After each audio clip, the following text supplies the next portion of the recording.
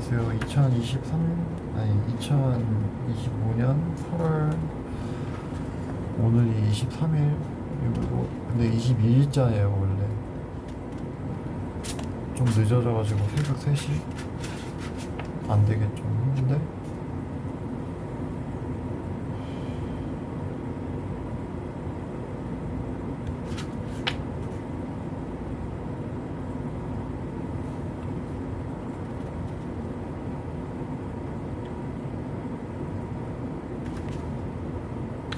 144페이지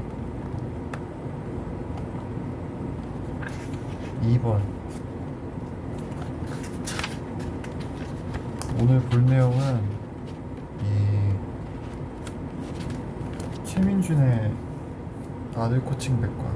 제가 이거 저 나름대로는 되게 도움을 많이 됐던 책이에요. 제가 이 책을 좋아하는 이유는 아들에 대해서 이해하는 마음을 가지고 대해준다는 거.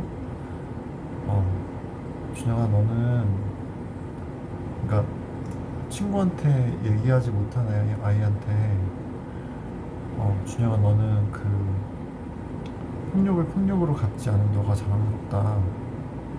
그리고 너는 이것 때문에 잘 될 거라고 이렇게 얘기해 주는 게 저한테는 많이 위로가 돼서, 행동육아라는 게 되게 많이 좀 인상이 깊었고, 오늘은 그 중에서도 허세를 부리는 아들 주제로 얘기해 볼 거예요.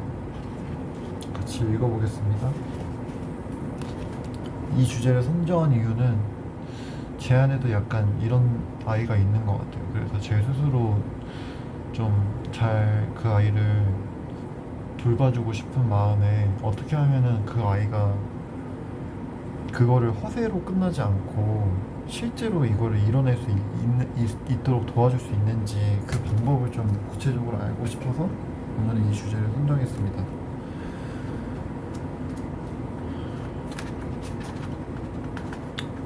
파트 3의 챕터 1 기질. 무슨 일이든 꼭 허세를 부리는 아들. 허세의 장점을 제대로 활용하는 법. 이거 어차피 재미없는데. 시시. 선생님, 아들의 허세는 어떻게 다뤄야 하나요? 우리 아들은 허세가 너무 심해요. 뭘 시키면 자기는 다 할 수 있다고 허세만 부리고 있어요. 이거 가만둬야 되나요? 모든 아들을 키우는 부모님들이 반드시 넘어야 하는 허들 중에 하나가 아들의 허세입니다. 남자아이들은 선천적으로 허세가 심합니다. 이를 알아보기 위한 실험이 하나 있었는데 OECD 국가 중 8곳의 나라에서 청소년 남녀 아이들에게 그래서 이렇게 해가지고 8곳에서 모두 나왔으니까 넓은 분포로 나와서 이거는 문화 차이가 아니라 생물학적 차이라고 저자는 추측을 해보고 있어요. 근데 이게 그러니까 실험도 이게 그러니까 실험자가 애초에 실험하기 전에 그렇게 개입을 해놓고 그 결과를 찾기 위해서 실험을 설정을 했으면은 그 결과가 나올 수도 있는 부분이기 때문에 이 실험만 가지고 이게 남자아이들의 생물학적인 특성이다, 아니다, 이렇게 볼 수는 없다고 저는 생각이 드는데, 그러니까 왜냐면 남자들은 생물학적으로 여자보다 훨씬 더 이 뇌 부분에 의해서 더 이 스펙트럼이 넓다고 들은 적이 있거든요. 그러니까 여성성과 남성성의 그 스펙트럼이 엄청 넓다고 들은 적이 있어서, 그래서 이거는 근데 어느 정도 호르몬의 영향을 받는 건 사실이긴 하죠. 그건 명백한 차이가 있죠. 남성 호르몬하고 여성 호르몬이 하는 역할 자체가 다르니까. 그리고 또 어느 정도는 저는 근데 일단은 한 신뢰도는 70% 정도? 30% 정도는 좀 여지를 두고 싶다. 아들의 허세는 반드시 안 좋은 면만 있는 게 아니고 너무 나쁘게 볼 필요 없어요. 가만두면 자존감이 떨어짐으로 잘 코칭해줘야 하는 영역이기도 합니다. 여기서 중요한 거, 가만히 두면 자존감이 떨어진대. 현장에서 보면 말로는 잘할 수 있다고 하는데 마음속 깊은 곳에선 자신을 믿지 않는 남자아이들이 많이 보게 됩니다. 자존감이 낮아지는 패턴은 이렇습니다. 나는 이걸 잘하는 아이고 남들보다 뛰어난 아이여야만 해. 막상 해보니 안 되네. 내가 이걸 못한다는 걸 인정할 수 없으니 나는 이걸 피해야겠다. 남들이 내가 생각보다 잘 못한다는 것을 알아차리면 어쩌지? 여기서 이제 좀 제가 인상 깊게 다가오는 단어가 남들이라는 이 단어가 되게 저한테는 다가오네요. 막상 해보니 안 되네. 인정할 수 없어. 피해야겠다. 저도 이제 워킹 홀리데이를 호주를 가고 싶다는 마음이 딱 떠올라서 했는데 막상 하니까 전셋집에 여기 있는 짐들 그리고 대학원 지금 등록해놨는데 이거를 취소하고 가야 되나 이런 것까지 생각하니까 머리가 진짜 복잡해지는 거예요.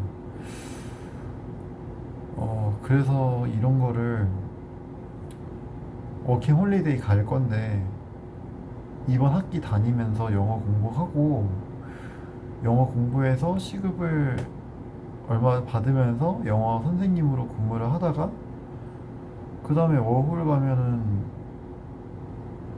둘 다 이득이지 않을까? 이런 생각을 하는데 이제 이거를 이제 진심으로 현실로 이거를 할 수 있도록 도와주는 내용이 있을 것 같아서 계속 읽어보겠습니다.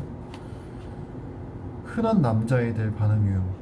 저 막 움직이고 굴러가는 진짜 큰 자동차 만들 거예요. 이상적으로는 이렇게 머릿속으로는 다들 이렇게 생각을 많이 하는 것 같아요. 저도 그렇고요. 근데 제가 깨달은 거는 나는 그렇게 대인배가 아니다. 나도 짜증 많이 나고 안에는 아직도 그 초딩이 있다. 막 종이 구겨가지고 짜증나게 하는 상대한테 던져버리고 싶고 비행기 접어다가 상대한테 던져버리고 싶은 마음이 막 들거든요. 짜증나면. 근데 오히려 그걸 인정하고 나니까 감정 조절이 훨씬 잘 되는 것 같아요. 이상이 지나치게 높으니까 이게 분출이 안 되다가 이게 터지는 것 같은데 오히려 초딩인 걸 인정하고 나니까 훨씬 감정 조절이 잘 되는 것 같아요. 제가 깨달은 바입니다. 그래서 제 생각에는 이성은 감정을 너무 앞질러 가면 안 돼요. 그건 결코 좋은 게 아니에요. 내 상태, 내 감정은 지금 아파 죽겠다고 하고 있는데 이성은 저 멀리 가서 왜 안 오냐고 감정 때리고 있으면 당연히 아프죠.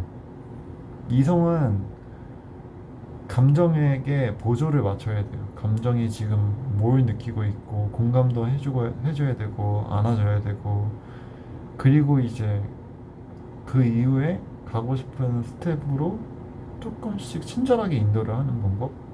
이게 참 쉽지가 않은데 양육서 보면은 공감하고 적절하게 이렇게 지침을 딱 주는 게 나오죠. 너무 세지 않고 딱 적절하게 아이한테 도움이 되는 걸로. 중요한 건 아이한테 도움이 될 만한 정도로 해야 된다는 거예요. 너무 세게 하면 안 되고. 그리고 그걸 하기 위해선 구체적인 지침을 알아야 돼요. 계속 읽어보겠습니다. 저 막 움직이고 굴러가는 진짜 큰 자동차 만들 거예요. 그래. 막상 해보니 잘 안 돼. 흔한 남자아이들 반응 유형. 1. 망했어 유형. 다 망했어. 난 못해. 이건 별로야. 으앙. 2번 남탄 유형. 이게 다 엄마 때문이야. 3. 시시해. 재미없어 유형. 시시해. 이거 어차피 재미없는데? 3. 해피 유형. 쌩. 와 고고 다이노. 저는 아마 3번 빼고 다인 것 같아요. 망했다고 하기도 하고 해피하기도 하고 남탓 원망 같은 것도 가끔씩 하는 것 같기도 하고 아주 가끔씩 자주는 아니고요. 글쎄요, 잘 모르겠네요. 이거 자주 하는 건가요, 저? 저는 아들들 대부분이 겪고 있는 문제의 핵심이 바로 이 부분에 있다고 생각합니다. 맞아, 이상은 너무 높은데 현실에 나는 별 볼 일이 없어. 사실 현실에 내가 별 볼 일 없는 게 아니라 이상이 비현실적인 경우가 되게 많죠. 그러니까 무슨 완벽하게 뭔가를 다 해내야겠다는 저 개인적으로 생각이 있는데 그 이상이 잘못된 거죠. 그렇게 이상이 높으면은 어느 누구라도 고통스러울 수밖에 없죠. 그래서 감정의 보조를 맞춰야 된다는 이야기를 계속 하고 있죠, 제가. 제가 제 생각엔 그래요. 제가 생각하기에는 이성은 감정의 보조를 맞춰야 돼요. 이성은 저 멀리 앞에 있는데 감정은 아파 뒤지겠다고 하고 있는데 왜 안 오냐고 때리고만 있으면은 이거는 둘 다 감정은 감정대로 아프고 이성은 이성대로 답답하다. 그러니까 진짜 제가 제일 생각하기에 제가 원하는 그 감정하고 이상의 적절한 균형점은 감정이 이성을 그러니까 감정이 아프다고 하면 일단 멈춰서 걔부터 돌봐줘야 돼. 아, 너 아팠구나. 아, 너 이거 좀 부담스러웠구나. 그렇게 해주고 그 다음에 이제 질문을 많이 하더라고요, 보통. 아, 그래? 그러면 너는 1부터 10 중에서 괴로움으로 따지면 어느 정도로 괴로웠어? 그리고 준영이는 그렇게 괴로울 때 어떻게 해? 어떻게 해주면 아빠가 어떻게 해주면 좀 마음이 편해지겠어? 아니면은 이런 것도 너무 힘들면 그냥 아, 너가 괴롭구나 이것만 해줘도 진짜 너무 좋죠. 공감해주는 거. 이게 공감이 되었는지를 알아차릴 수 있는 그 제 개인적인 지표가 있는데 공감이 안 될 때는 이렇게 뭔가 갈라진 느낌이 들어요. 명치에서부터 눈동자도 갈라진 느낌이 드는데 공감이 될 때는 진짜 여기 명치가 이렇게 연결된 느낌이 들어요. 이성하고 이 감각 체계가.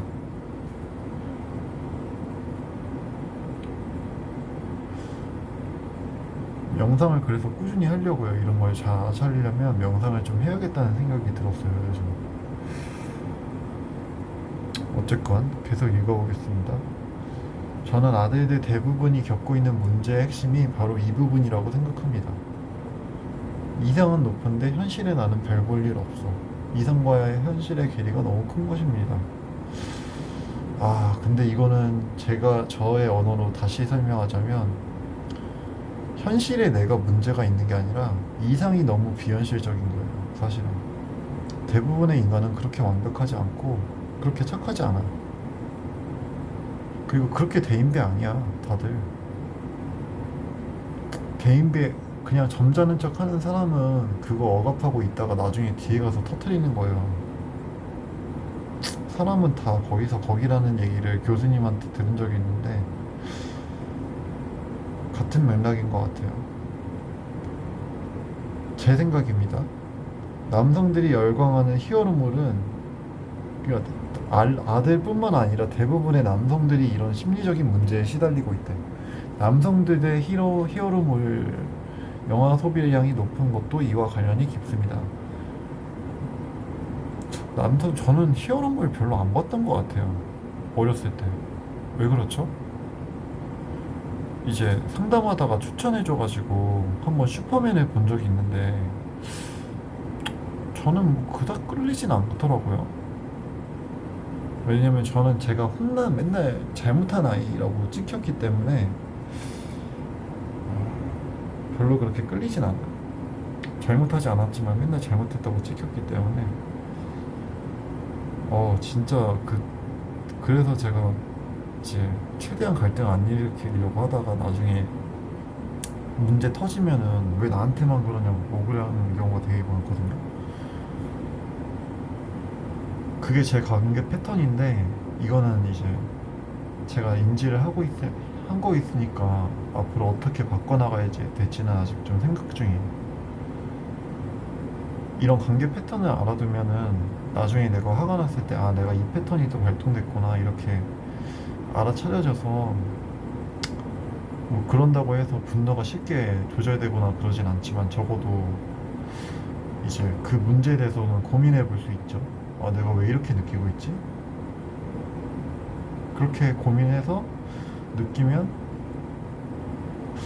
오늘 그 치유상담대학원 줌 모임에서 그런 어떤 분이 그걸 얘기해 줬는데 투사를 밖에서 내 무의식적인 거를 밖에다 투사해 놓고 밖에 사람들한테 뭔가 얘기를 하는데 이제 한 개인이 성장하기 위해서는 투사물을 나의 것으로 인정을 하고 내 의식에 통합을 해야 된다 이런 게 있는데 아마 이런 내 무의식적인 거를 내가 의식적으로 이렇게 알아차리는 과정인가?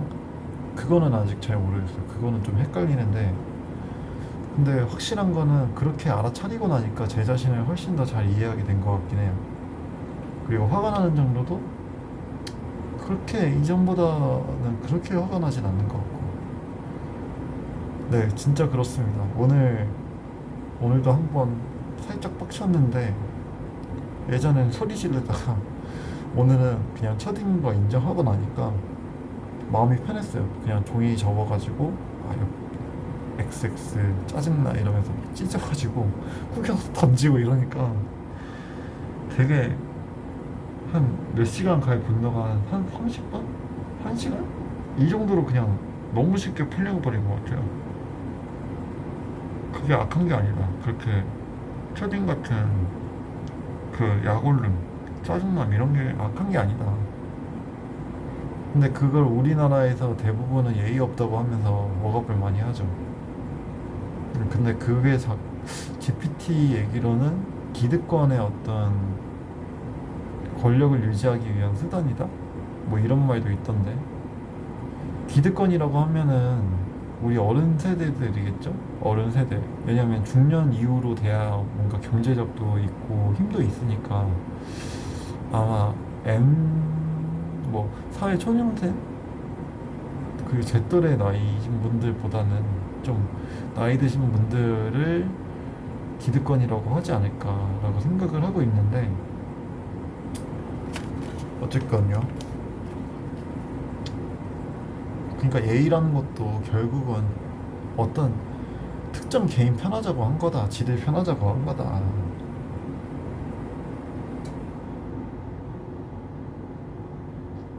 하루빨리 우리나라가 이런 기득권 좀 없어지고 외국처럼 좀 편해지는 그런 문화가 되었으면 하는 바람이 있네요. 아 근데 솔직히 그거 기대할 바에 차라리 외국 그냥 떠나는 게 낫지. 그거 기다릴 바에는 솔직히 외국 떠나는 게 나을 것 같다는 생각이 좀 들어요. 그거 그렇게 쉽게 일어날 것 같지 않아요, 우리나라에서. 제 생각입니다.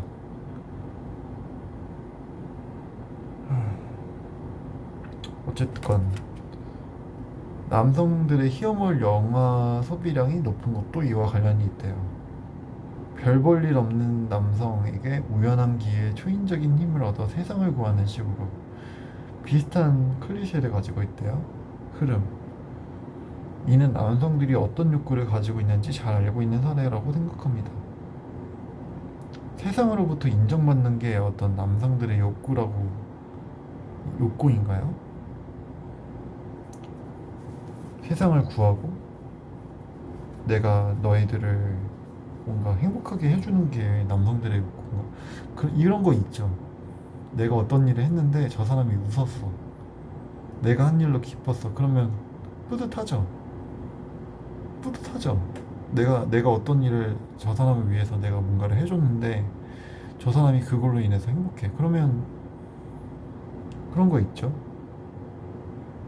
우리는 이런 남성의 욕구를 바르게 이해하고 근데 이게 그 남들에게 뭔가를 해준 거에 대한 기쁨도 그러니까 내가 진짜 원해서 하는 게 있고 타인 중심적인 사람들처럼 타인만 행복하게 이렇게 하는 게 있는데 이거는 좀 구분을 해야 될 것 같아요.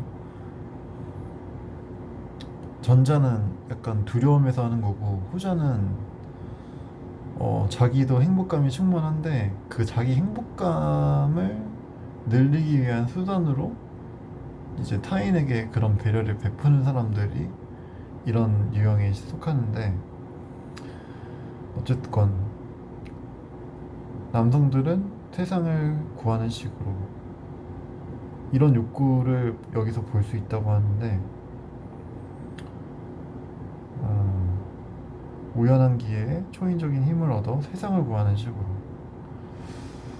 그러니까 달리 말하면 자신을 별 볼 일 없다고 생각하는 남자들이 되게 많은 것 같아요. 근데 이제 이거를 동화적으로 풀어서 우연한 기회에 초인적인 힘을 얻어 세상을 구하는 식으로. 그러니까 별 볼 일 없지 않은데 이 기준이 너무 높다 보니까 생기는 문제라고 저는 보거든요. 그러니까 기준이 높으면은 그 기준 높은 것 때문에 아파서 뭔가 행동을 못 하게 되거든요. 그래서 약간 표면적으로는 그 사람이 되게 무능력해 보이는 건데 사실은 그렇지 않고 그 틀이 아프기 때문에 그 사람이 못 움직이게 보는 거가 더 정확한 시각이 아닌가라고 저는 보고 있습니다. 달리 말해 문제가 있는 남자는 없다. 별 볼 일 없는 남자는 없다. 다만 그 남자를 별 볼 일 없게 보여지게 만드는 그 사람 안에 내면의 틀이 있다. 너무 지나치게 높은 그 기준? 그리고 과거 아버지와의 양육? 혹은 학대에 가까울 만큼의 질책? 이런 거 저도 경험해 봤기 때문에 저도 이거는 좀 은근히 가지고 있어요. 그래서 요즘 깨닫고 좀 내려놓으려고 하는 편입니다. 자, 이제 여기서 나와요. 우리는 이런 남성의 욕구를 바르게 이해하고 어려서부터 욕구를 바르게 직면하는 방법을 가르쳐야 합니다. 자, 직면하는 방법을 가르쳐야 된대요. 바르게 직면하는 방법.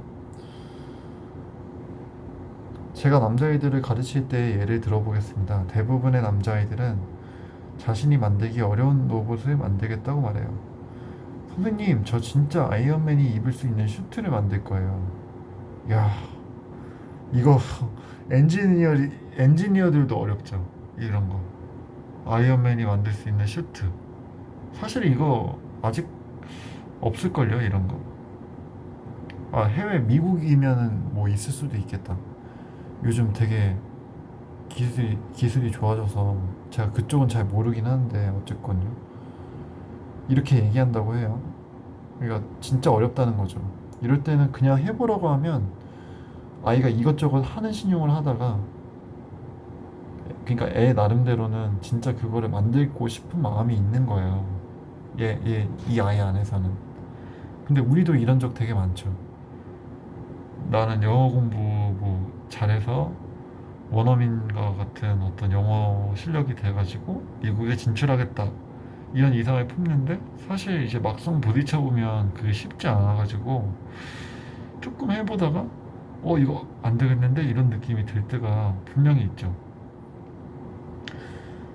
근데 이제 그거를 극복하기 위해서는 꾸준함이 필요한데 그 꾸준함이 있으려면 마음이 편해야 돼.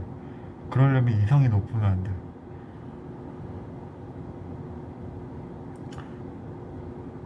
제 생각입니다. 계속 읽어볼게요.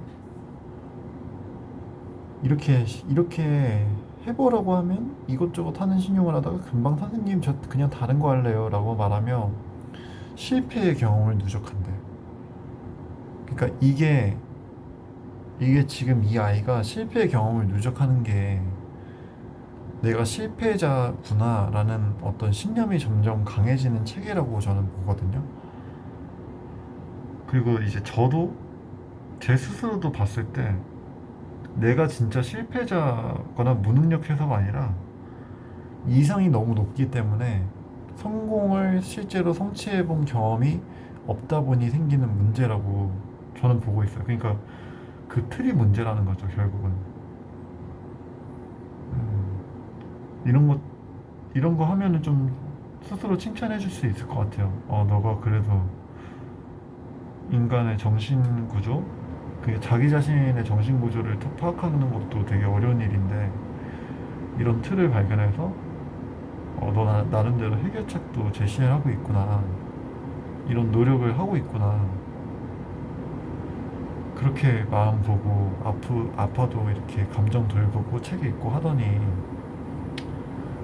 여러 군데서 이제 배운 게 여러 곳에서 짬뽕 돼가지고 이렇게 종합적으로 이게 참 인공지능이랑 인간의 유사한 점인데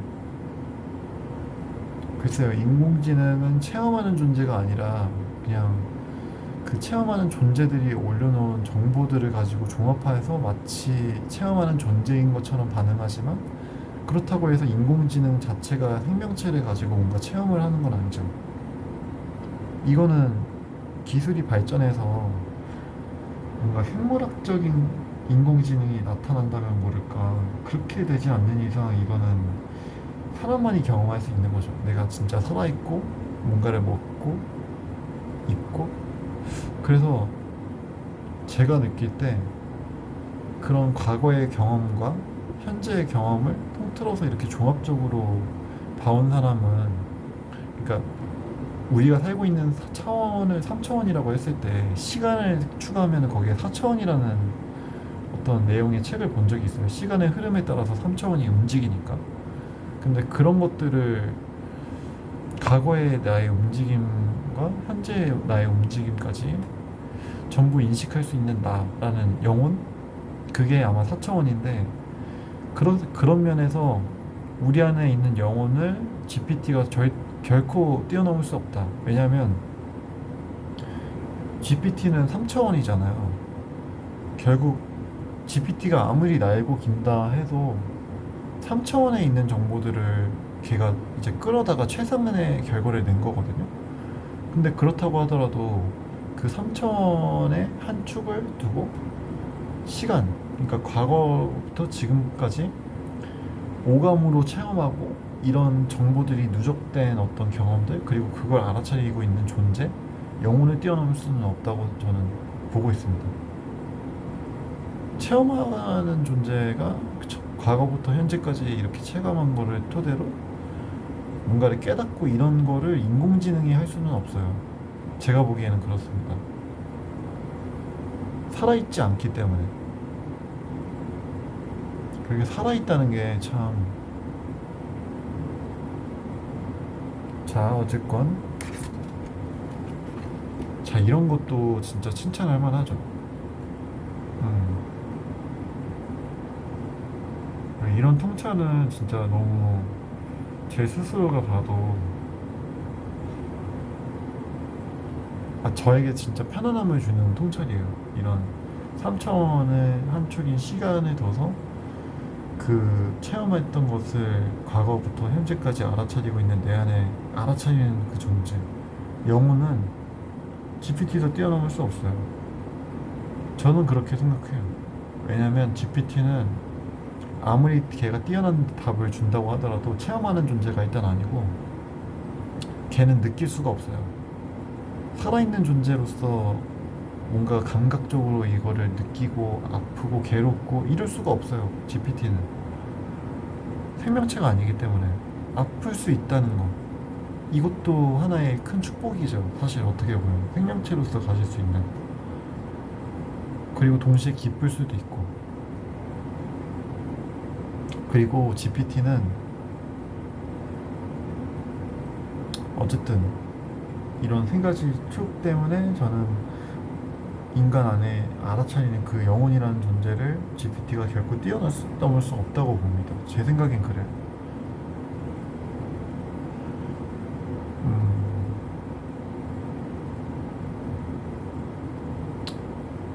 자, 여기서 이제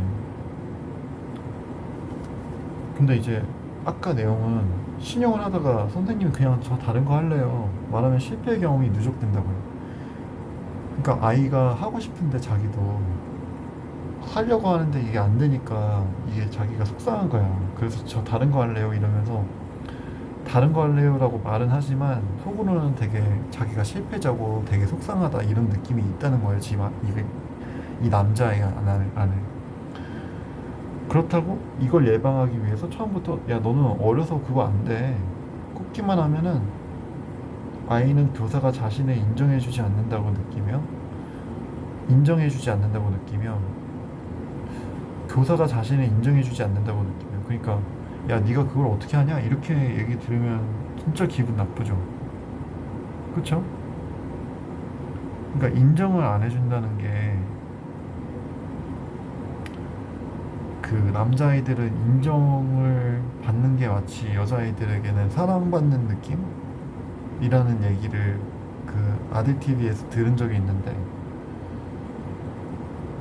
아 너 이거 하고 싶구나 너 이거 해내고 싶구나 이거를 알아차려주고 얘기해 주는 거 그래 너 그거 하고 싶지 그치 그렇게 인정해 주는 거 근데 이게 공감하고 이 남자애들을 대할 때의 접근 방법이 약간 다르더라고요. 그러니까 공감은 너가 그거 하고 싶구나. 근데 이제 결은 비슷한 것 같아요. 결은 비슷한데 너가 하고 싶구나. 이거랑 너는 할 수 있어. 이거랑 느낌이 약간 다르죠. 전자는 진짜 공감만 해주는 거고 후자는 할 수 있다고 해주는 거고 그래서 이제 보통 아이들 지도할 때 마음은 공감을 해주고 그리고 현실이 어떤 건지를 알려주고 왜냐면 현실에 아이들이 적응을 해야 되니까 그러니까 아이가 그런 감정과 욕구가 나빠서가 아니라 아이가 살아가야 될 그 세계가 현실이기 때문에 현실을 이렇다는 걸 알려주고 그 현실에 맞는 대안을 제시를 해주는 방법들이 거의 거의 대부분의 육아에서 나오죠. 그래 너 지금 화가 많이 났지 동생을 때리고 싶은 마음도 들 거야. 그래, 그런 마음 들 수 있어. 그런데 현실에서 너가 동생을 때리게 되면 너가 죄책감을 느끼게 되고, 그리고 이런 행동은 동생도 아프게 만들 수 있어. 그러니 너가 화가 날 때는 짜증난 너의 마음을 종이에 적어가지고 찢던가 아니면 너의 방에서 소리를 지르면서 표현을 하는 건 괜찮아. 이렇게 대안제시. 분노가 나쁜 게 아니라 그걸 어떻게 하면은 이제 현실 세계에서 건강하게 풀 수 있는지를 알려주죠. 그래서 밖에 나가서 산책을 하고 오라든지 화가 난다고 말로 표현을 한다든지 이런 거는 진짜 사회에서도 꼭 필요한 기술이죠. 나 지금 화가 난다. 마음이 불편하다. 이렇게 얘기하는 거.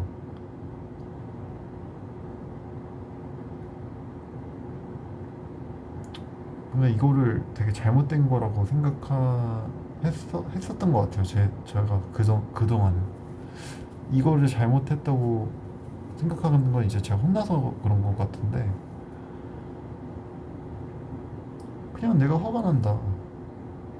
어, 내가 짜증난다. 내가 속상하다. 이런 건데, 내가 속상하다는데 왜 그 반응을 보고 상대가 그걸 보고 화가 날지? 그냥 내가 위협을 한 것도 아니고 뭐 어떻게 한 것도 아닌데 그냥 화가 난다고 얘기한 건데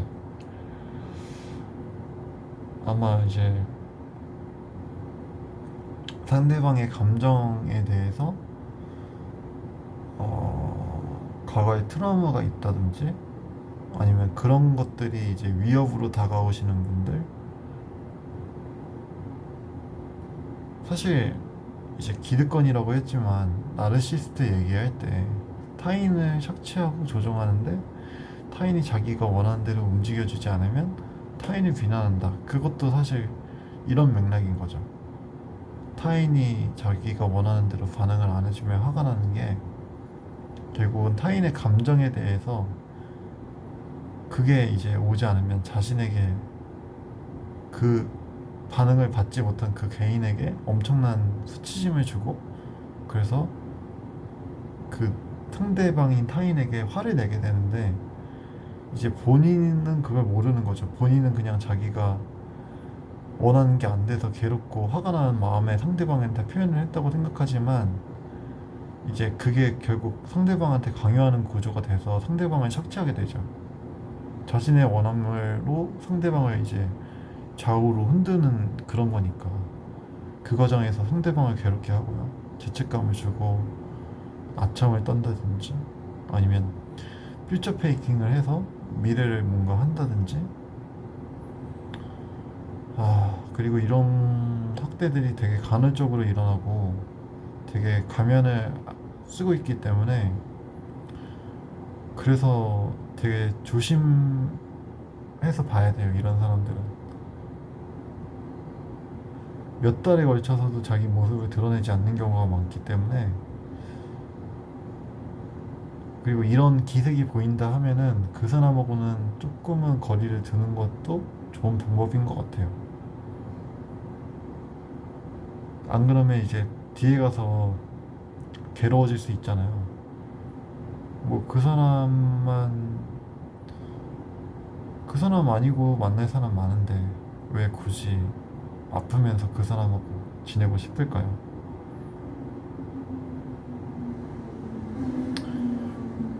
이제 그 사람 입장에서는 자기를 떠나가는 게 조금 결국은 이게 자기 확언적인 해석이라서 안타깝긴 한데 상대방한테 그거를 아픈데 남아있으라고 강요할 수는 없죠.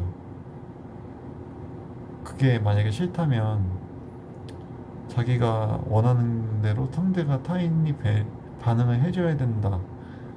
그래서 그게 안 나오면 내가 아프다. 이 구조를 정확히 알고 스스로 치유를 하려는 노력이 필요하죠. 그렇게 해서 스스로를 바꾸면 타인은 알아서 올 텐데 문제는 이게 너무 아프기 때문에 이분들이 그걸 보려고 하지 않아요. 나르시스트인 분들은 그게 너무 아프기 때문에 보려고 하지 않습니다. 그래서 상대방 탓을 하게 되는데 뭐 안타깝긴 하지만 뭐 그분들을 어떻게 앉혀놓고 억지로 심리치료를 받으세요라고 할 수도 없는 부분인 거고 그렇습니다. 그리고 무엇보다도 삶은 자기 자신밖에 책임질 수 없어요. 자기 감각, 자기 스스로도 책임을 지기가 사실 되게 어렵지 않나요? 저는 제 감정, 어렵다기보다 그러니까 내가 내 삶을 온전히 책임진다. 내 감정, 내가 살아가는 이 현실, 돈, 내가 어떻게 살아갈지를 결정한다. 나의 권위에 의해서 움직인다. 다른 사람의 눈치를 보지 않고 이게 사실은 쉽지 않은 일인 거죠. 근데 사실 내가 어떻게 움직이고 어떻게 생각하고 어떻게 느낄지 어떤 경험을 할지는 나밖에 선택할 수가 없어요. 내가 움직이는 거니까 내 몸을 가진 내가 움직이는 거니까 이건 사실 어찌 보면 되게 당연한 거죠. 내 몸을 움직이는 건 난데 상대 몸을 움직이는 건 상대잖아요. 상대가 그거를 자기는 치료 안 받겠다. 근데 사람들은 계속 떠나가. 그러면 어쩔 수 없는 거죠. 그 사람의 선택인 거죠. 그 상대방이 그렇게 움직이겠다는데 내가 무슨 권한으로 그 상대방을 움직이겠어요? 그럼 불가능하죠. 괴로우면은 나는 내 자신을 지켜야죠. 그게 맞죠. 내가 괴로운데 내 자신을 그냥 괴롭게 두면은 근데 그거 아니더라도 이제 웬만하면 빠져나오는 게 스스로를 위해서 좋은 선택이라고 저는 보는데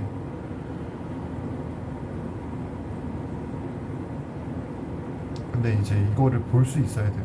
이게 고통스럽기 때문에 이게 막상 그 구조 안에 가 있으면은 그거를 이렇게 딱 저 사람이 그런 류의 사람이었구나 이거를 분별해내기가 쉽지 않은데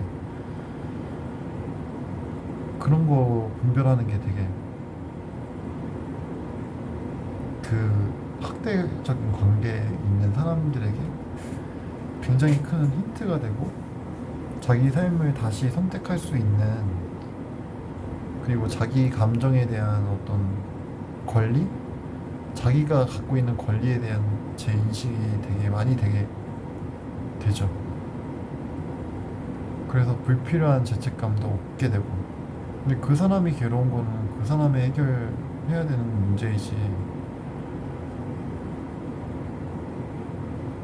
애초부터 그 사람이 괴로운 거는 상대방이 원하는 대로 해주지 않았기 때문이 아니라 자신의 이상이 높은데 그 이상대로 상대가 따라주지 않았을 때 느끼는 자기 혐오? 그 사람 안에, 내면 안에 있는 자기 혐오의 체계가 그 사람을 힘들게 만든 거죠.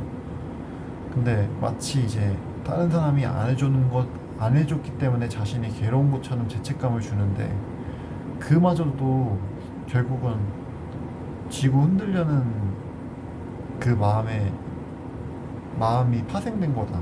그 마음에서 비롯된 거다. 그래서 그 틀을 그 사람이 가지고 있는데, 뭐 내가 그 틀을 만든 것도 아니고 바꿀 수 있는 것도 아니고, 심리치료사도 못 바꿔요 그 틀은. 심리치료사는 그 사람 스스로 자기가 가진 틀을 바꿀 수 있도록 해석을 제시해주고 공감을 해줄 수는 있는데, 심리치료사가 대신 바꿔줄 수 없어요 그거. 네, 심리치료사는 바꿔주는 역할이 아니라 그걸 바꿀 수 있도록 그 괴로운 부분에 연고를 받듯이 공감을 해주고, 그리고 이제 적절한 해석을 주죠. 유년기 시절에 받지 못했던 공감, 그리고 그때 아팠던 경험들, 어린아이로서 경험해야 했던 끔찍한 그 경험들, 트라우마, 이런 것들을 이제 그 사람 아이 안에 있는 내면 아이의 눈높이에 맞춰서 공감을 해주고, 어느 정도는 이제 그 아이한테 부모 역할을 해주죠. 근데 이게 계속 그렇게 해주는 게 아니라 이 사람 스스로가 그거를 할 수 있도록 이제 계속 그쪽으로 이끌죠. 네. 그래서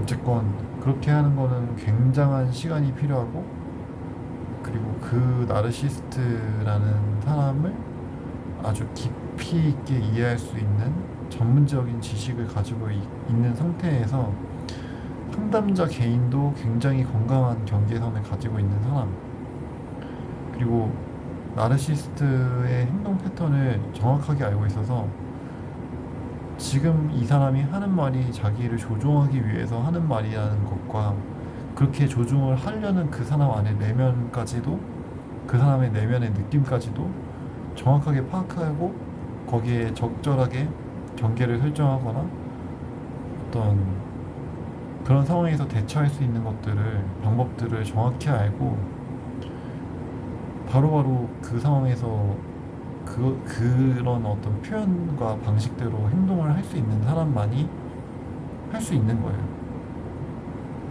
그리고 사실 심리치료사도 나르시스트 상대하기 무척 힘들다고 하는 얘기를 들었어요.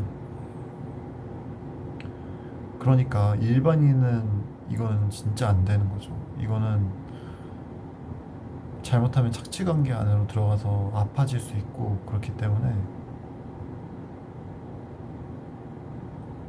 나르시스트를 환자로 보자는 시각도 요새는 되게 많은 것 같거든요.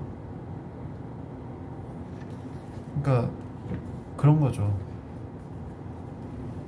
어떤 사람이 굉장히 아파, 안타까워. 근데 내가 의사가 아니야. 그 사람한테 뭘 해줄 수 있어요? 수술을 해줄 수 있어요? 아니면 약을 해서 그 사람을 낫게 할 수 있나요? 내가 의사가 아닌데, 처방전도 못 내리는데. 그런데 그 사람이 그 아픈 사람을 두고 치료를 못 한다고 해서 그 사람 보고 돌을 던지진 않잖아요. 그런 것과 같은 맥락인 거죠. 더더군다나 그 사람이 그 이전에 그 해당한 사람한테 자기가 원하는 대로 치료를 안 해줬다고 윽박지르고 막 뭘 던지고 그래서 그 사람이 아프고 이런 경우라면 더더욱 그거는 그 사람 잘못이 아니죠.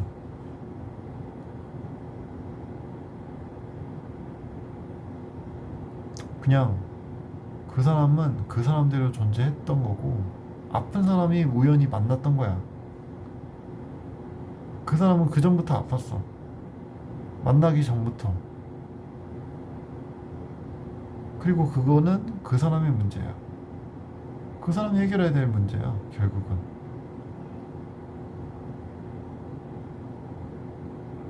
그리고 그 사람이 만약에 맞은 때려서 맞았던, 그래서 아팠던 그 사람 이외에 도움을 청할 수 있는 사람이 그 사람밖에 없어요? 아니요? 세상에 도움 청할 수 있는 사람이 얼마나 많은데요.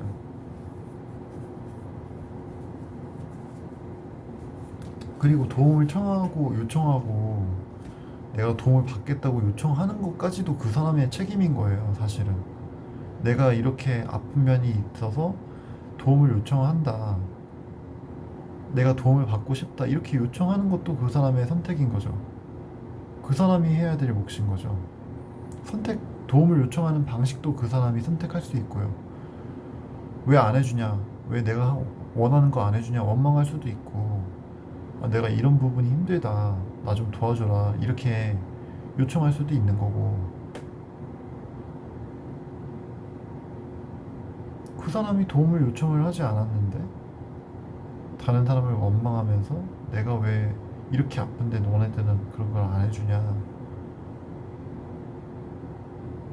근데 그 전에 이미 그렇게 안 한다고 때려서 그 사람은 아픈 상태야. 그래서 이제 도와주기 싫어서 안 도와주는 거야. 그리고 그 사람은 도움을 요청할 수 있고 도움을 요청하는 걸 선택할 수 있어요. 방법과 누구한테 도움을 요청할 건지를 그 사람 스스로가 주체적으로 선택할 수 있어요. 근데 그렇게 하지 않죠.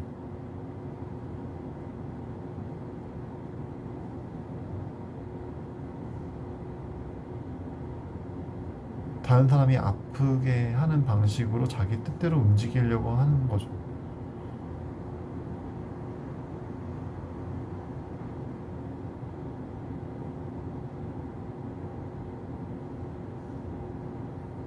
음, 이거는 네,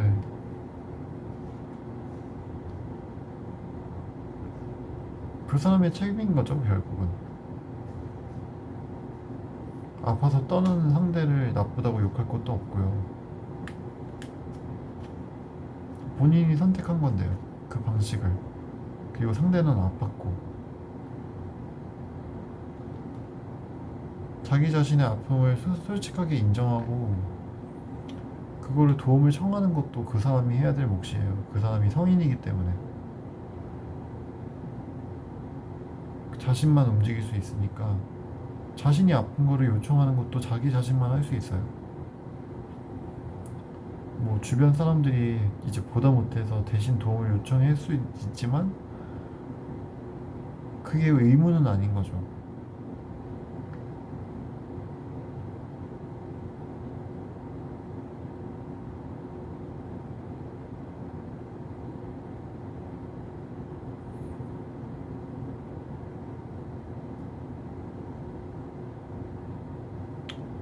도와주면 좋긴 한데 아프잖아요. 도와주려고 하는 그 사람이 아프잖아. 그리고 상대는 자기가 도움이 필요한지를 모르잖아.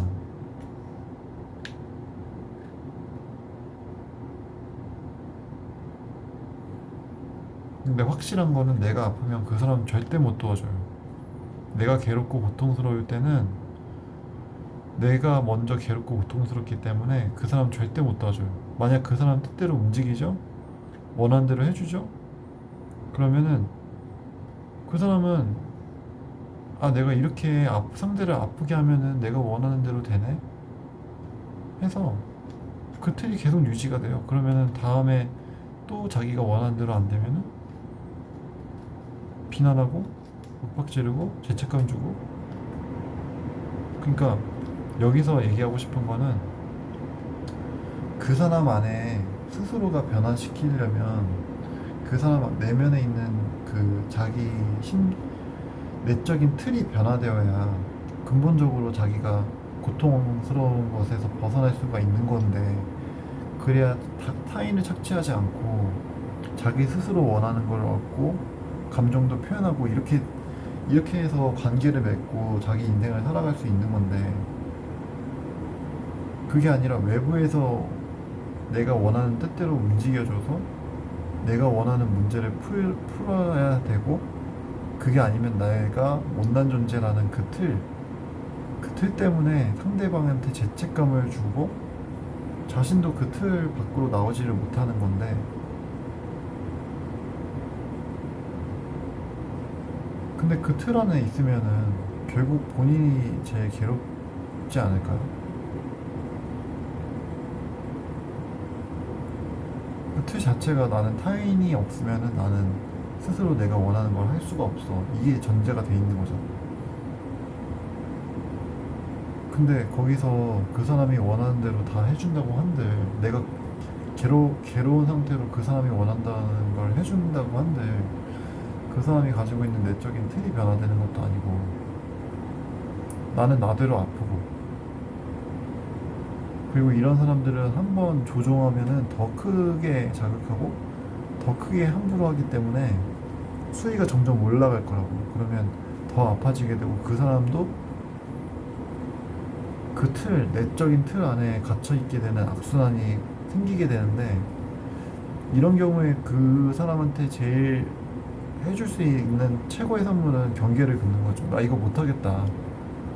나 이렇게 하면 너무 아프다. 나도 내 자신을 지키고 싶다. 이렇게 해서 그 사람은 아프겠죠.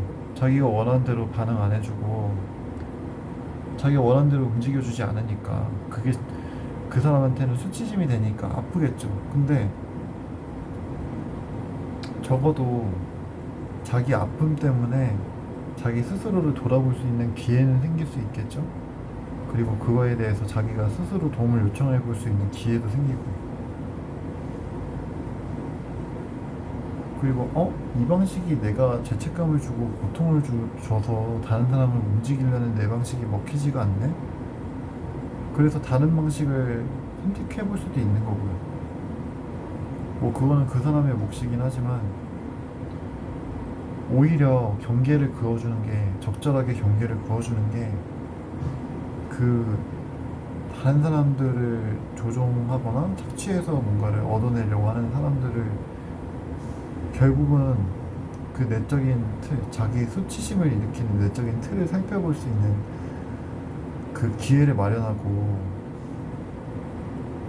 이게 통하지 않는다, 이 방법이 통하지 않는다는 걸 배우기 때문에 더 깊은 차원에서는 결국은 그 사람이 뜻대로 해주지 않는 것이 그 사람을 결국은 도와주는 길이 될 수 있다. 그 사람 스스로 자기 인생을 책임질 수 있게 도와주는 게 결국은 그 사람을 위한 거다.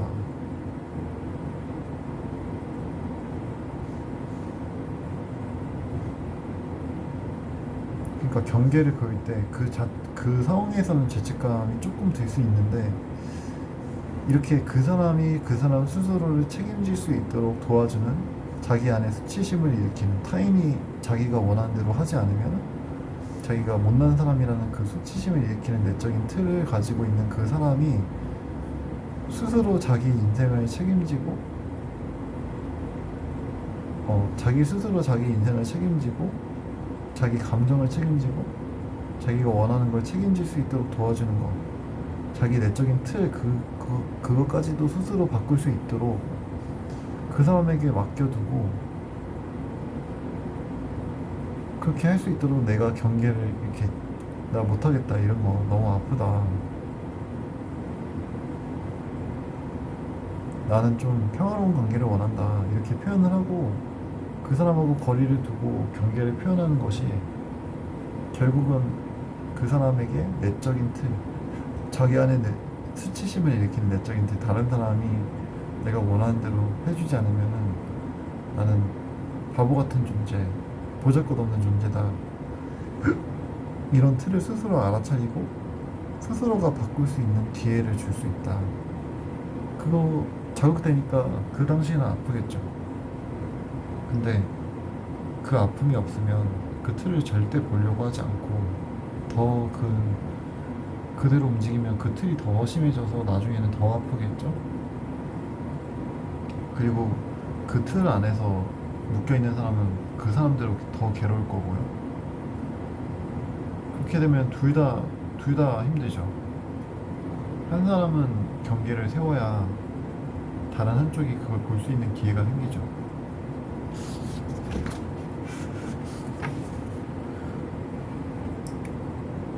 어쨌든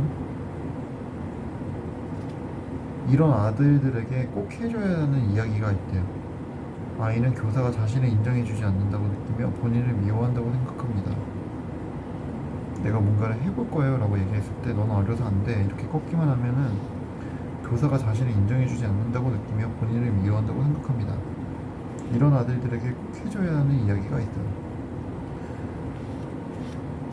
준영아, 너는 나중에 반드시 아이언맨 슈트를 만들 수 있어. 준영아, 너는 반드시 분석 심리학의 대가가 될 수 있어. 아빠는 널 진심으로 믿지. 그치, 진심으로 믿어.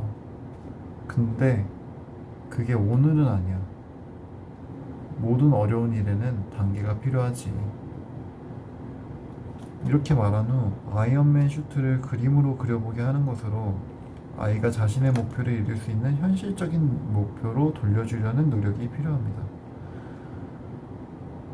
그러니까 저 같은 경우로는 제가 만약에 분석 심리학의 대가가 되고 싶다 그러면은 심리학은 상담을 하려면 자기 내면을 제일 잘 알아차려야 돼요. 그렇기 위해서 제가 지금 하고 있는 노력은 매일 내 내면을 적고 그리고 저는 감정을 캘린더로 이렇게 해서 하루에 내가 어떤 감정을 느꼈는지를 기록하고 있거든요.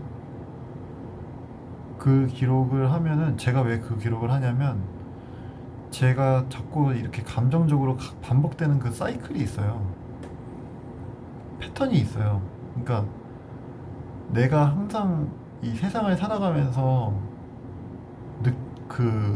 다른 장소에 있더라도 비슷하게 느끼는 어떤 감정의 패턴이 있어요. 근데 이제 그때마다 내가 그 패턴을 미리 알고 있으면 내가 이런 패턴이 나왔을 때는 이렇게 대응하면 되겠다 이런 게 좀 더 잘 셀 것 같아서 그래서 지금 이렇게 기록을 하고 있고 그리고 대응에 대해서는 저는 이런 양육법 같은 거를 좀 참고를 많이 하려고 하기 때문에 매일 이렇게 유튜브로 찍어서 올리는 거를 하는 게 목표예요. 사실 오늘 좀 많이 시간이 좀 늦어지긴 했는데 어쨌건 이제 그런 현실적인 노력들로 돌려준다. 그러면은 그러면 우리 내면의 감정을 매일 30분 동안 적어보는 걸 먼저 시작해 볼까? 뭐 이렇게 여기서는 지금 이 책에서는 뭐 아니면 뭐 분석 심리학, 융 심리학을 한 책을 매일 5페이지씩 읽어볼까?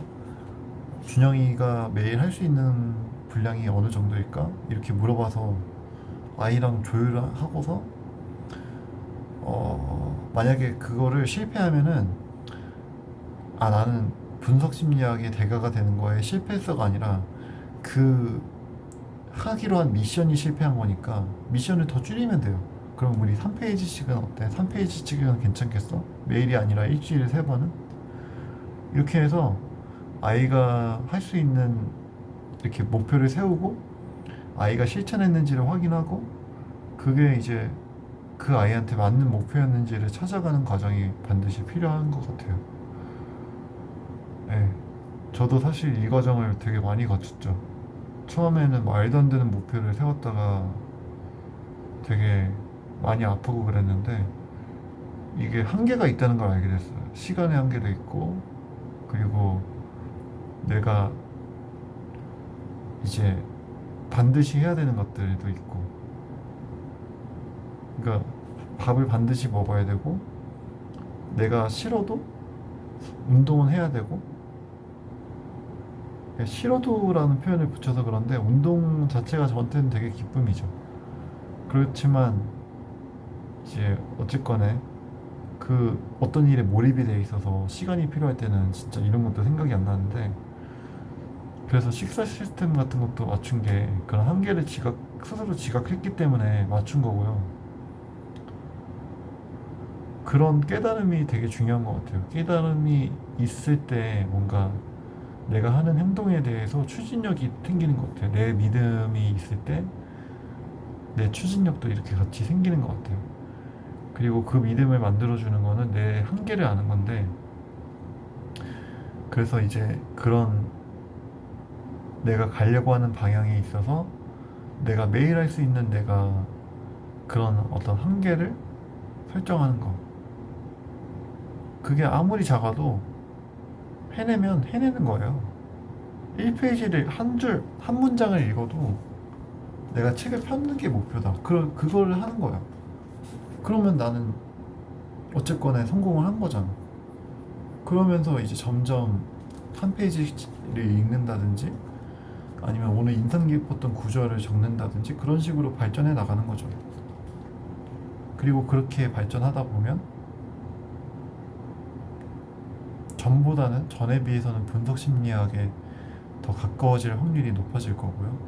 자신감도 얻게 되겠죠. 자신감이 얻으면 추진력이 늘어날 거고 자기 자신에 대한 믿음이 늘어날 거고, 그러면은 더 많은 시간을 할애할 수 있겠죠. 믿음은 자기 그 행동을 추진하게 만드니까 이제 그런 식으로 선순환을 만드는 구조인 거죠. 이게 작은 목표를 세워서 그걸 성취하는 경험을 통해서 내 행동에 대한 믿음을 가지고 그 믿음은 더 큰 행동을 실천할 수 있는 기반이 되고, 그 기반으로 인해서 나는 더 큰 행동을 할 수 있고, 그리고 그 행동을 통해서 나는 더 큰 믿음이 생기고, 그 믿음이 더 큰 실천을 하게 만들고, 어디서 보니까 이거를 승리자 각본이라고 하는데, 그렇기 때문에 적절한 이런 내 한계를 아는 것들이 오히려 내 꿈을 이루는 데는 더 중요할 수 있다. 이런 주제로 얘기를 들어본 것 같아요. 여기서도 같은 맥락으로 얘기를 하는 것 같은데, 여기서는 이렇게 아이한테 제시를 해주네요. 아이언맨 슈트를 그림으로 그려보게 하는 것으로, 아이가 만들 수는 없지만 그림으로는 그려볼 수 있다는 거죠. 아이가 자신의 목표를 이룰 수 있는 현실적인 목표로 돌려주려는 노력이 필요합니다. 이런 말을 반복해서 해주면 아들은 아이언맨 슈트를 만들고 싶고 분석 심리학가 되고 싶은 그들은 어느새 모든 위대한 결과는 반드시 노력을 수반하게 된다는 사실을, 어느새 모든 위대한 결과, 가령 이제 뭐 테슬라? 지금 딱 떠오르는 건 테슬라, 일론 머스크가 떠오르고, 그리고 융도 떠오르네요. 그리고 프로이트도 떠오르고, 그 프로이트가 정신분석을 하기까지, 그 정신분석의 책을, 꿈의 해석이라는 책을 내놓기까지 얼마나 많은 노력을 했는지.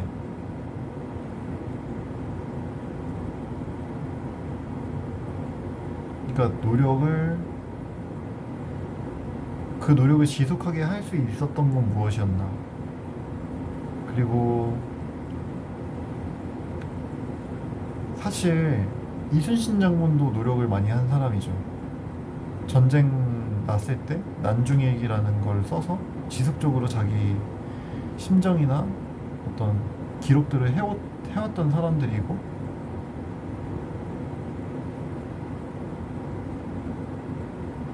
물론 진짜 천재라서 그런 것들을 그런 노력 없이 뭔가를 이룬 사람들도 있겠지만, 근데 그런 사람들이 있나? 그러니까 빌 게이츠 같은 사람들은 머리도 좋고 노력도 굉장히 많이 한 사람이기 때문에 6살 때, 8살 때인가? 그때부터 66의 그 습관을 만들려고, 아닌가? 기업을 만들었나? 어쨌든. 근데 무엇이 빌 게이츠를 그렇게 8살 때부터 행동하게끔 만들었나? 그 질문이 좀 제 스스로 좀 들고, 그렇게요? 왜, 무엇이 빌 게이츠가 그 어린 시절에 그런 회사를 차릴 수 있는 그런 용기와 그런 거를 하게 했을까? 이게 저의 지금 큰 질문인 것 같아요. 이거는 좀 적어놔야 될 것 같은데요.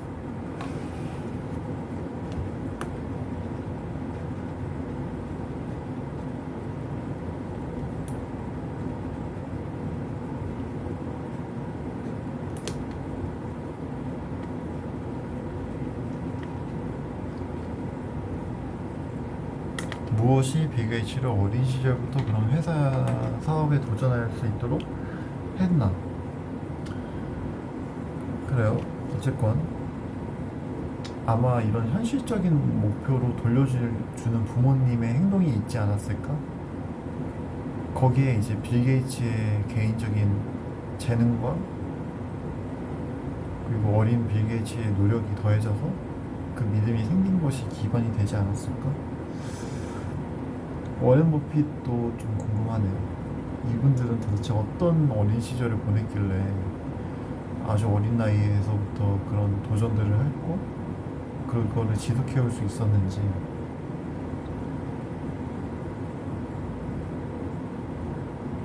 이를 알아야 어느새 모든 위대한 결과는 반드시 노력을 수반하게 된다. 노력을 수반하게 된다는 사실을 서서히 깨닫게 됩니다.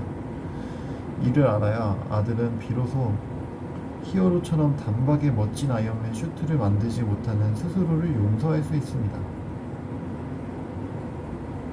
이 말도 참 의미심장하죠. 어느새 모든 위대한 결과는 반드시 노력을 수반하게 된다는 사실을 서서히 깨닫게 되는데, 이를 알아야 모든 위대한 결과는 노력을 수반하게 된다는 사실을 알아야 단박에 멋진 아이언맨 슈트를 만들지 못하는 스스로를 용서할 수 있다고 이야기를 하네요.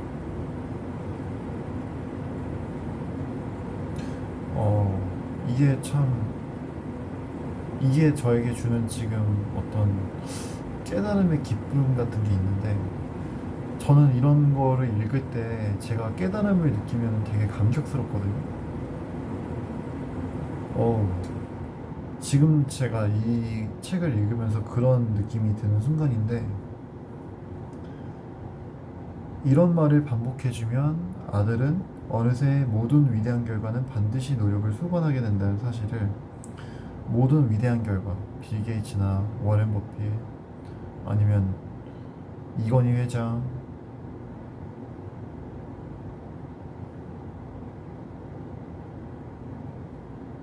뭐 심상화로 이거를 창조하신 분들도 있다고 하는데, 사실 심상화도 노력이죠. 자기가 원하는 걸 지속적으로 마음속으로 그려내고 구체화시키고 그런 비전 보드를 만들고 그리고 그런 활동들을 지속하는 것도 노력의 일종인 거죠. 거기에는 믿음이 반드시 필요할 거고요.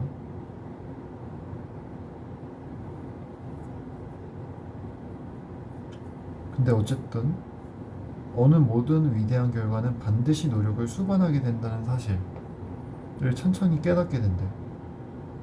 위대한 노력에는 반드시 노력이 수반을 한다. 이를 알아야 아들은 비로소 히어로처럼 단박에 멋진 아이언맨 슈트를 만들지 못하는 스스로를 용서할 수 있습니다. 그러니까 이 얘기는 저에게는 이렇게 들려요.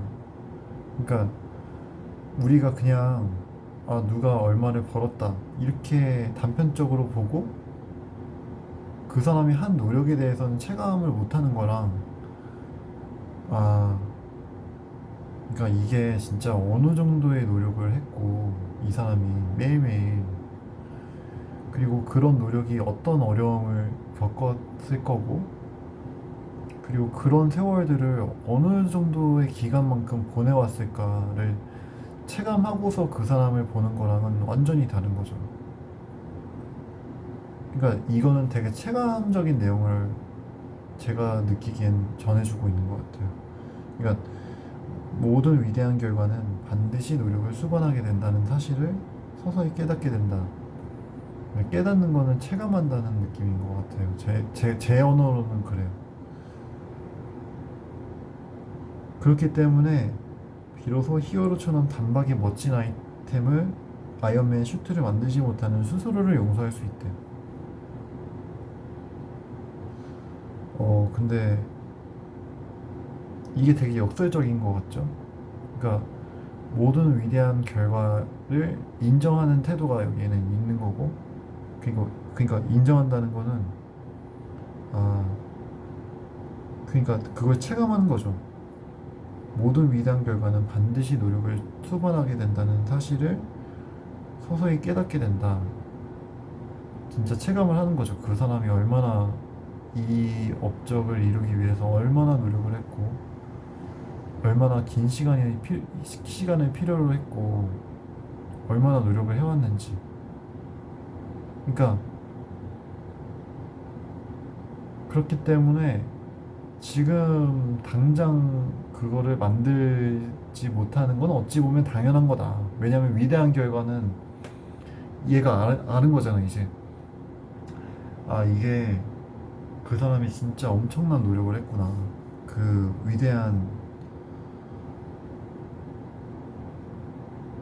모든 위대한 결과는 반드시 노력을 수반하게 된다. 이걸 체감을 했으니까,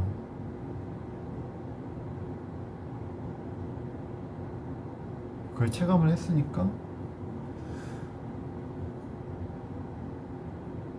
단박에 멋진 아이언맨 슈트를 만들지 못하는 건 어찌 보면 당연한 거다. 왜? 위대한 결과를 낸 사람들조차도 엄청난 노력을 수반해서 그걸 만들어냈기 때문에, 그걸 체감했기 때문에 모든 위대한 결과는 반드시 노력을 수반하게 된다. 이걸 깨닫고 이게 먼저가 있고, 그리고 두 번째는 그렇기 때문에 내가 지금 당박에 막 1초 이내로 아이언맨 슈트를 만들지는 못하더라도 그거는 내가 무능해서가 아니라 당연한 거다. 왜냐하면 모든 위대한 결과에는 엄청난 노력들을 필요로 하니까. 그렇기 때문에 스스로를 무능력하다고 보지 않고 노력이 부족했구나, 노력이 더 필요하구나, 그런 면에서 이제 자신을 무능력하다고 질책하지 않고, 아, 그렇지, 내가 이걸 단박에 못하는 거지, 이렇게 스스로를 용서할 수 있다. 자기 자신을 수용할 수 있다. 내가 단박에 이거를 만들지 못하는 내 상태를 수용할 수 있다. 그리고 그거를 수용하기 위해서는 반드시 모든 위대한 결과는 반드시 노력을 수반한다는 사실을 반드시 체감해야 된다. 모든 위대한 결과는 반드시 노력을 수반하게 된다.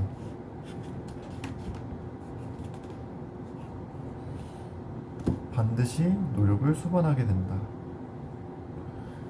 모든 위대한 결과는 반드시 노력을 수반하게 된다. 이걸 체감하는 게, 여러분도 이런 거 하나쯤은 있지 않나요? 저 같은 경우는 내면의 아픔이 되게 큰, 저에게는 진짜 큰 아픔이었기 때문에 오히려 마음을 들여다보려는 노력을 더 많이 해서 이전보다는 내면을 좀 더 알아차리는 면도 있고, 그리고 이제 이런 양육서들을 자주 보기 때문에 그런 노력들이 쌓여서 이럴 때는 이렇게 대처해야 되겠다는 인식이 조금 바뀐 것 같은 느낌이 들어요. 그 바뀐 걸 제가 체감을 조금 하거든요. 이전에 비해서 바뀐 것들을. 이전에는 그냥 내면에서 비난이 올라오면 그대로 그냥 어떻게 해야 될지를 몰랐고, 그게 사실 있는지도 지각을 잘 못했는데 그 다음에 어느 순간부터 지각을 하더니 그걸 바꾸려는 노력을 시작했고, 그리고 지금은 생각보다 많이 좀 바뀌고 있고, 인식도, 그리고 그리고 어떤 이렇게 스스로를 대하는 그 틀도 많이 바뀌고 있고. 그러니까 그렇게 이런 과정을 거치면 단박에 내가 변하진 않더라도 이런 세월들을 보내왔기 때문에, 그리고 내가 그런 변화된 모습들을 알아차리기 때문에 앞으로도 바뀔 거라는 믿음이 자연스럽게 생길 것 같아요. 내가 매일 매 순간 내가 어떤 것들이 발전했는지를 알아차리는 것, 그런 것들이 그 사람한테 엄청난 믿음을 주고, 그렇게 믿음이 생기면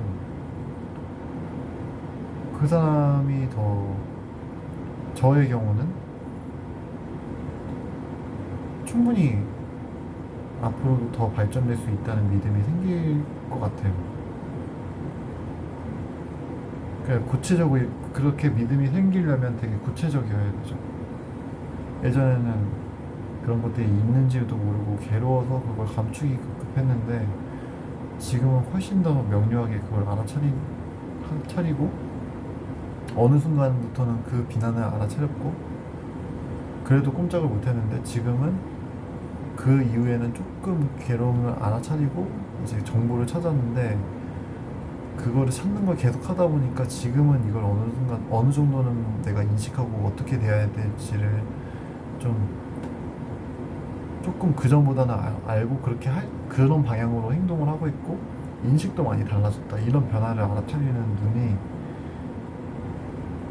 저에게 있어서는 진짜 큰 도움이 될 것 같아요. 그래서 이거는 저에게는 진짜 값지고 저에게 기쁨을 주는 선물이다. 이 틀 자체가. 이제 갑자기 그런 말이 떠올랐는데, 성경에 그런 말이 있잖아요. 무릇 지킬 만한 것보다 너의 마음을 지켜라. 거기에서 모든 것이 나온다? 이런 얘기를 들은 게 있는데, 사실 내가 얼마를 가졌냐보다 이런 어떤 틀? 이런 깨달음? 이런 발전의 과정?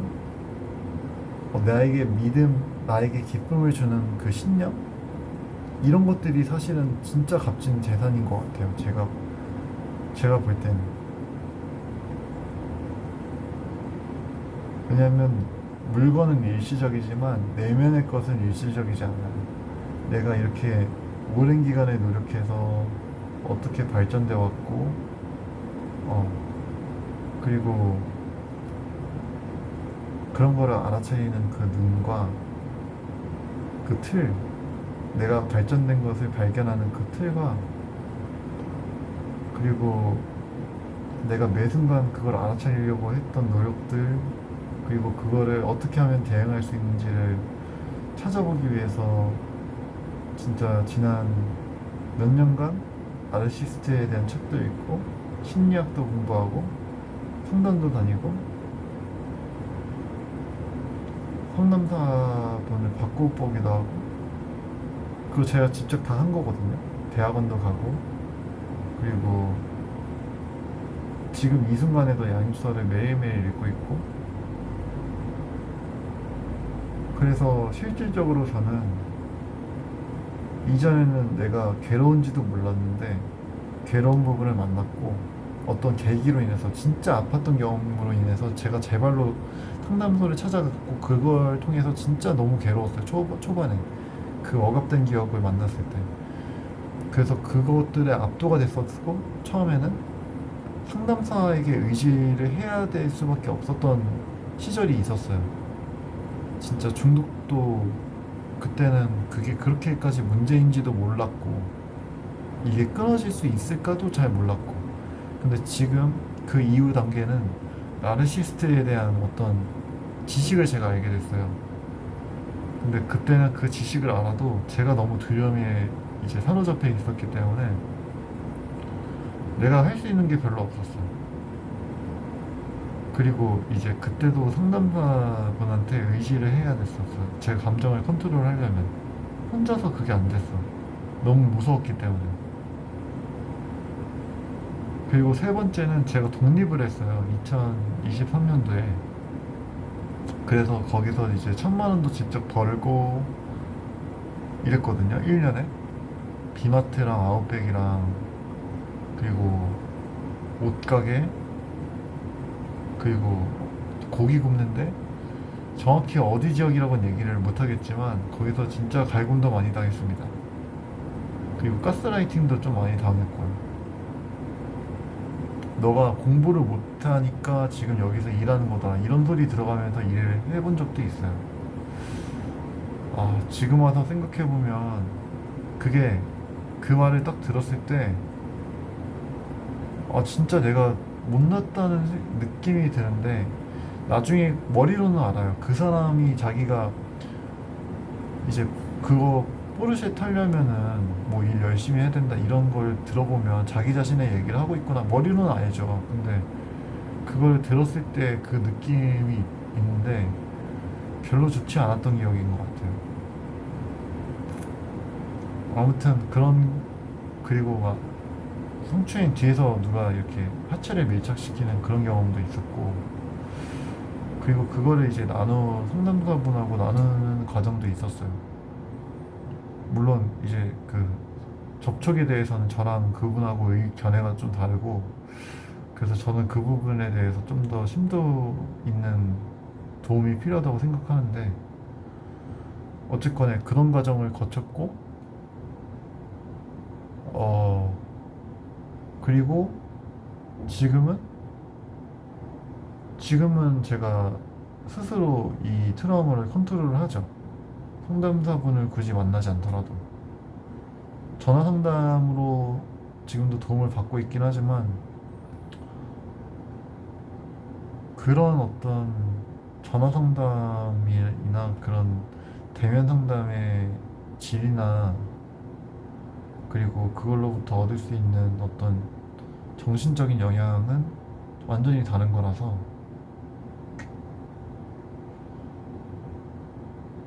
그래서 지금은 제 스스로는 어쨌든 그 트라우마를 컨트롤하고 있고 그리고 이제 전보다도 더 잘 알아차리고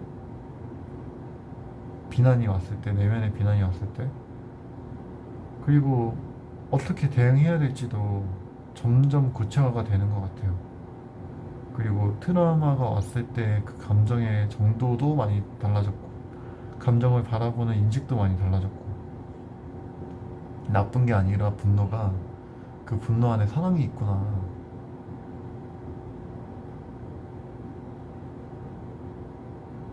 그리고 그런 걸 하기 위해서 진짜 처음에는 자전거 타고 많이도 나갔죠. 그냥 진짜 중독을 안 해야 내가 살겠다는 생각으로 아프면 무조건 자전거 타고 나갔고 온몸이 채찍을 맞은 것처럼 느껴졌지만 계속 걸었어요. 계속 내 자신을 어떻게 하면 좀 돌봐줄 수 있을까 그렇게 했었고 그 기간을 거의 한 2년을 넘게 보낸 것 같아요.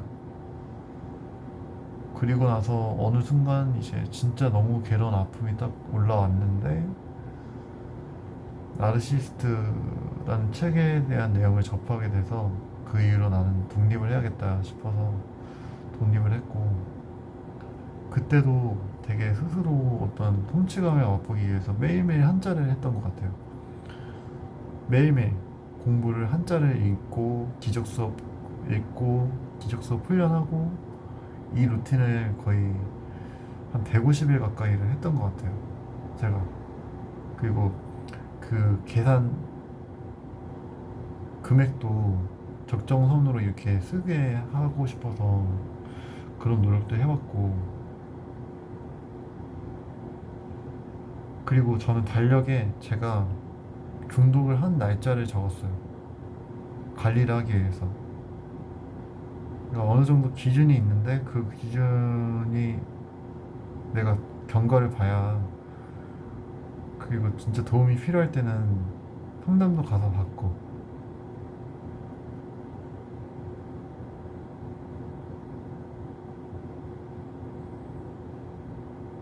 그리고 이제 진짜 자기 스스로를 책임져야 된다는, 책임질 때 힘이 된다는 말을 듣고 직접 알바 같은 것도 구하기도 했고, 공과금 계산이랑 그런 것도 진짜 아무도 알려주지 않죠. 학교에서도 안 알려주는 거죠. 그런 것들이 사실은 제일 필요한 교육인 것 같은데,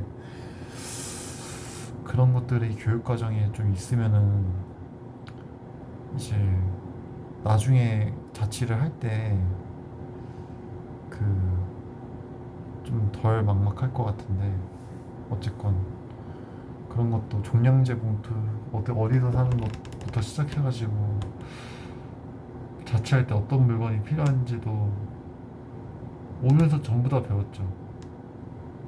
그리고 그걸 이제 스스로 다 해왔고, 그 당시에는 그게 그렇게 쉽지가 않았어요. 돈을 얼마 정도를 책정해야 된다는 거에 대한 기준도 없었고, 한 3개월 살다 보니까 아, 이 정도 기준을 세워두면 내가 최대한 아낄 수 있지 않을까 해서 적정선으로 세워놓고, 그때 아마 음, 근데 그때도 기준이 좀, 그래서 그때 이후로는 기준이 딱 정해졌죠. 적정선으로 상담비 얼마, 식비 얼마, 그리고 공과금, 반드시 나가는 그 교통비, 통신비, 그리고 가끔씩 병원비 나오고, 병원비는 근데 진짜 그냥 어쩌다 한 번씩 뭐 다치거나 뭐 이럴 때 아,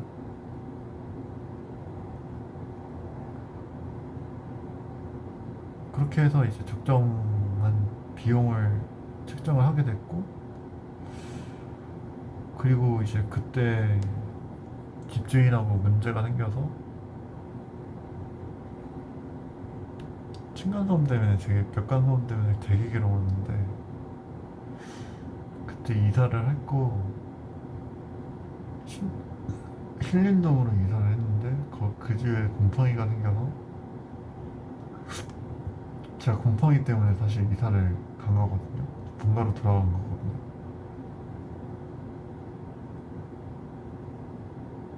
음,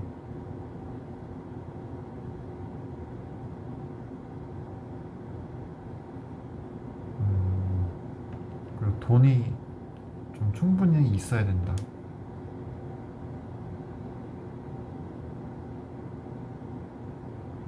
그래서 지금은 이제 주식에도 얼마를 넣어야 되고, 그리고 내 대학원 갈 때 얼마 정도 해야 되는지 미리 다 계산해서 지금 어느 정도 제 나름대로의 기준이 생겼어요. 처음에 왔을 때는 진짜 그냥 아껴야 된다는 생각? 아니면은 이 정도는 써야 되지 않을까? 이런 막연한 게 있었는데, 지금은 기준이 생겼다는 게 진짜 많이 달라졌죠. 기준이 사람을 조금 편안하게 만들어 주더라고요. 네. 근데 그렇게 해오기까지 나의 발전 과정을 이렇게 알고 있는 거는,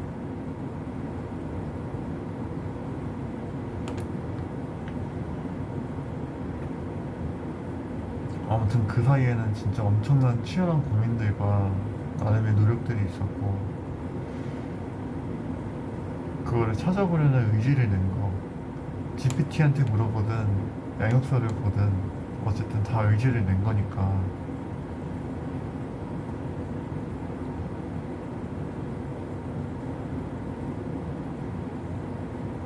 무의식을 바꿀 수 있다. 이전에는 이거 무의식을 어떻게 바꾸지? 라는 생각이 많이 들었었는데, 그때랑 지금이랑 비교해보면 무의식 많이 변한 것 같아요.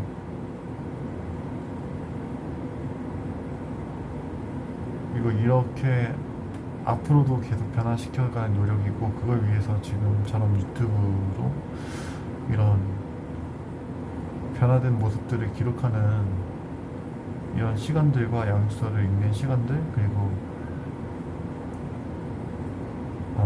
다른 것들을 관리하는 시간을 가져보려고 해요.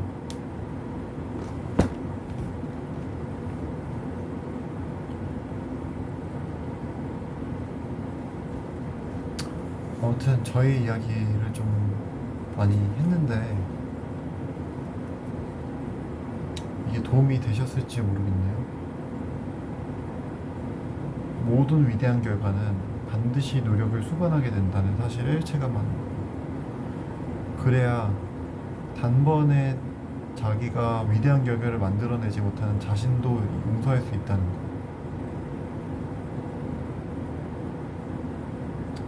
그리고 그런 게 있더라고요. 진짜 조금 아이들을 잘 양육하시는 분들이 가지고 있는 팁 중에 아들 엄마의 양육법이라는 책에서 나온 팁인데, 완수를 하면, 시도를 하면 일단 칭찬을 해줘. 공부를 하려고 앉으려는 그것만 보고도 칭찬을 해주고, 그 이후에는 완수된 거를 보고 다 해냈네 이렇게 칭찬을 해주고, 그 다음에는 완성도에 대한 칭찬을 해주는 거라고 그렇게 얘기를 하더라고요.